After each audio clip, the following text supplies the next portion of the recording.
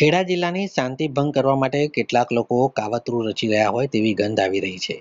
મૌધાના કેટલાક ઇસમો દ્વારા સોશિયલ મીડિયામાં ભડકાઉ પોસ્ટ કરી વાતાવરણ ડહોળવાનો પ્રયાસ કર્યો હતો, જેના વિરુદ્ધ કઠલાલના ફરિયાદી દ્વારા પોલીસ ફરિયાદ કરવા માટે પોલીસ સ્ટેશને પહોંચ્યા હતા.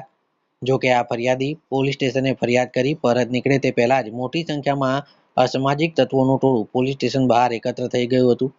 આ ટોળાએ જાણે કે પોલીસ સ્ટેશનને અને ફરિયાદીઓને બાનમાં લેવાનો પ્રયાસ કર્યો હતો.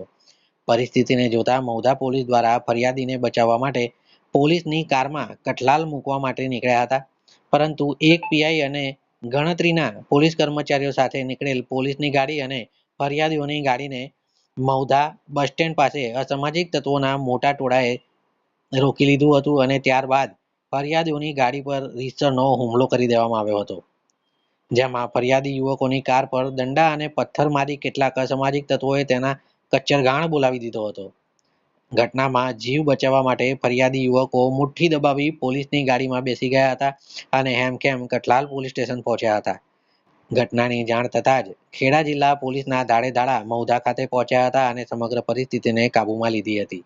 જો કે સમગ્ર ઘટના દરમિયાન મૌધા પોલીસ દ્વારા ફક્ત ગણતરીના પોલીસ કર્મચારીઓના સ્ટાફ સાથે ફરિયાદી યુવકોને કઠલાલ મૂકવા જવાના નિર્ણય સામે પ્રશ્નો ઉઠી રહ્યા છે. આ પ્રકારની અજંપાભરી સ્થિતિમાં સ્થાનિક પીઆઈએ શા માટે વધુ ફોર્સ ના બોલાવી તેને લઈને પણ અનેક પ્રશ્નો ઊભા થઈ રહ્યા છે. બીજી તરફ જિલ્લા પોલીસ દ્વારા સમગ્ર મામલો વધુ ઉગ્ર ન બને તે માટે સમગ્ર પંથકમાં ચુસ્ત બંદોબસ્ત પણ ગોઠવી દેવાયો છે. હાલ પોલીસે 35 વ્યક્તિઓ વિરુદ્ધ નામજોગ અને 100 થી વધુ લોકોના ટોળા સામે પોલીસ ફરિયાદ નોંધી છે. તેમજ સમગ્ર ઘટનામાં જુદી જુદી 3 પોલીસ ફરિયાદ દાખલ કરી જવાબદારો સામે કાયદેસર પગલાં લેવાઈ રહ્યા છે.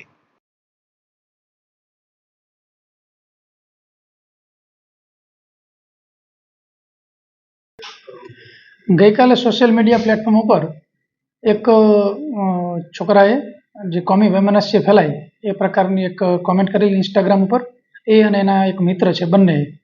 અને આ બાબત અન્ય જે કોમ છે એમના છોકરાઓને ધ્યાનમાં આવતા એમાંથી ફરિયાદ આપવા માટે 3 વ્યક્તિ આવેલા અને ફરિયાદ આપી અને જ્યારે પરત જતા હતા ત્યારે જે પ્રાઇવેટ ગાડી છે એ ફરિયાદીના એક બીજા મિત્ર છે, ચૌધરી ચૌહાણ કરીને, એ પોતે ચલાવતા હતા અને જે ફરિયાદી અને અન્ય વ્યક્તિ છે એ પાછળ પોલીસની ગાડીમાં હતા. એ દરમિયાન જ્યારે હાઈવે ચડ્યા ત્યારે વચ્ચે ટ્રકને એવું આવતા પેલી ગાડી આગળ જતા આગળ અમુક ટોળાએ એ ગાડીવાળાને રોકી અને તે અમારી વિરુદ્ધમાં શા માટે ફરિયાદ આપી એમ કરી અને એની ઉપર ઘાતકી હુમલો કર્યો.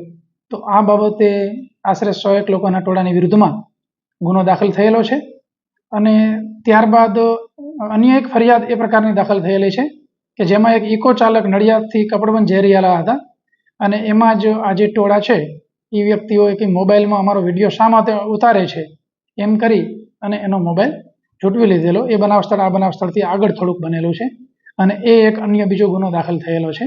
આ પ્રકારની ગુના દાખલ કરી અને રાત્રે જ આરોપી પકડવા માટેની પણ તજવીજ કરેલી છે. અમારા તમામ અધિકારીઓ, પોલીસ, તમામ પેટ્રોલિંગ ચાલુ છે, બંદોબસ્ત ચાલુ છે અને અમુક આરોપીઓને ડિટેન કરેલા છે, અમુક શંકાસ્પદ લોકોની પૂછપરછ ચાલુ છે, પરંતુ આમાં સ્ટ્રિક્ટપણે કાયદાકીય પગલાં લેવાશે.